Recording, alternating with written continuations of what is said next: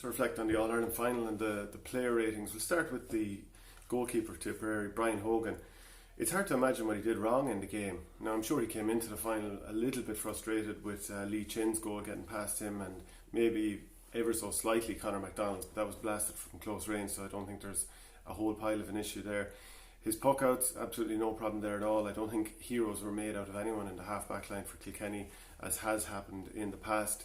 He had nice variety in going short. A couple of the short puck outs were hand passed directly to Kilkenny players, but that's obviously not Hogan's fault. You need variety in your play, and working with Darren Gleeson and possibly Darragh Egan too, who's a coach but played in goals for Tipperary as well, that definitely seems to have had an impact with him.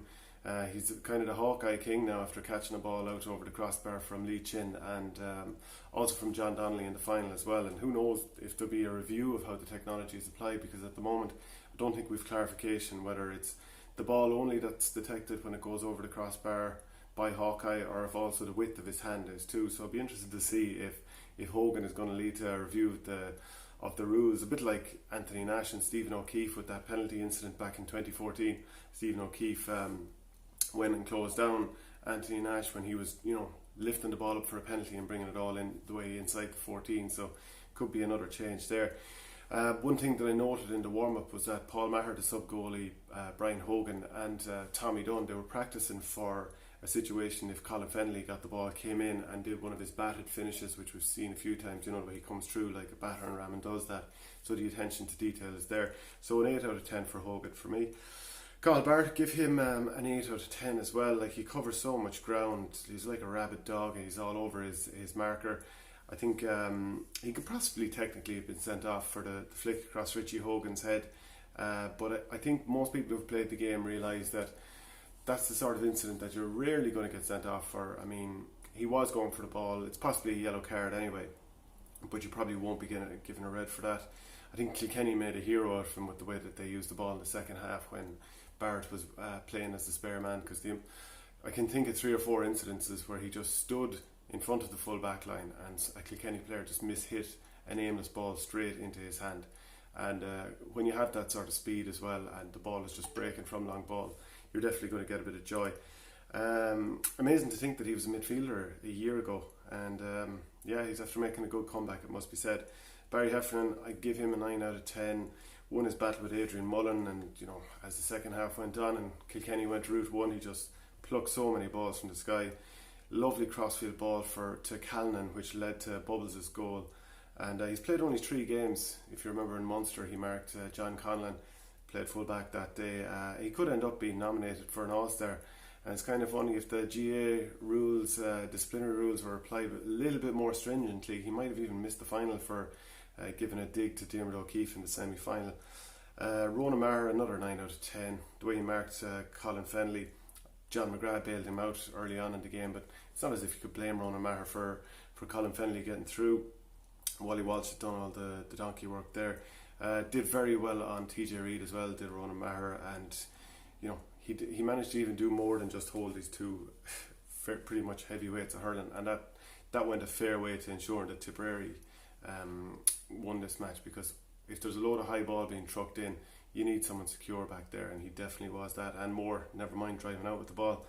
Brendan Maher, another 8 out of 10. As always, he's given a man marking job on a key player, or certainly that's been the way this year, and did as well as he could do on TJ Reid, who's always going to win a few balls, but Brendan kept him to a point from play, so he'll definitely take that.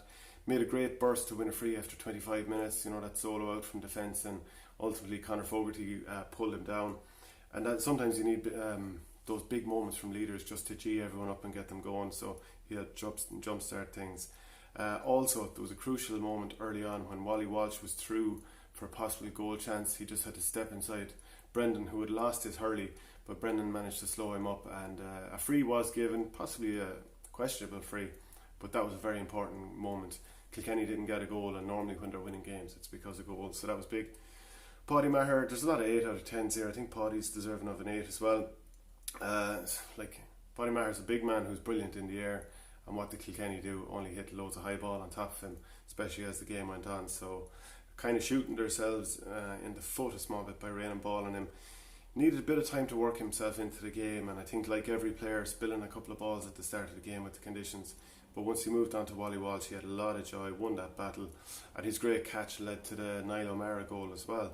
Seamus Kennedy, 8 out of 10. I mean, some of the bursts of pace he showed in that game, and when he's coming out of the half back line, stepping between players and just running straight up the middle, it's something that maybe Tipp have lacked at times. And you'd have to wonder, how did he fall so far down the pecking order that he wasn't been picked at times in the last couple of years. Really good in the All-Ireland final a couple of years ago, got a point from play, got 2 from play this time. And when he sold it out from defence and nearly led to a John McGrath point towards the end of the game, it was just really good athleticism, and him coming back into the team I think has been one of the keys, along with Barry Heffernan, from taking this into a Tipp defence that has been accused of lacking pace into now being a defence that looks pretty mean back there. Noel McGrath, 9 out of 10. You know, to say possession is 9/10 of the law, you know, it increases even more when you're putting it into this player's hands, because he's so good at using it. And if you do stand off him, or if you do let him get the ball all day, like he will cut you to pieces. Gave Killian Buckley a very tough afternoon, never stopped running. What really stood out was that time in the second half, towards the end of the game, when John Donnelly came in to absolutely clean his clock for him. But John Donnelly, who Noel McGrath was kind of blindsided, not a bad tackle, I'm just saying, he was about to be caught off guard. John Donnelly planted him, and John Donnelly ended up on the floor, and he's a much bigger man than you'd think, very well filled out. A Tipp FM interview afterwards in the bowels of the stadium, they were going over trying to do an interview with him, and Noel just looked weary. He was so tired from the game, and I was telling him, would you not smile or something? He was just like, I'm so wrecked. So that was an unreal performance. Michael Breen, probably 7 out of 10, and the good points were early in the game. Got a really, really good score after a Bubbles flick pass to him, so that settled Tipp down a little bit. And then he won a great crossfield. There was a crossfield ball from Bubbles, and it was a very tricky one, because he had Conor Brown coming on top of him, caught a great ball, set up a chance for Seamus Kennedy, which Kennedy didn't finish, but that was important. Kind of quiet thereafter, but always worked hard, and his man Conor Brown didn't have a huge influence, so he'd take that. Dan McCormick, 7 out of 10, worked like a dog, always keeping the ball moving. You know, obviously had that wide that he'd be very disappointed with, but otherwise just worked very, very hard, and probably, you know, gets a bit of criticism at time for not having the accuracy, but there's a reason he's always picked, and that's because he's getting involved in the game, and he probably has specific jobs like taking up spaces in the centre that Kilkenny can't run through, that the rest of us don't really know about. But I'm sure for Liam Sheedy it's very important that he has someone doing it. Bubbles O'Dwyer bursted into the game in the second half with 1-2 from play.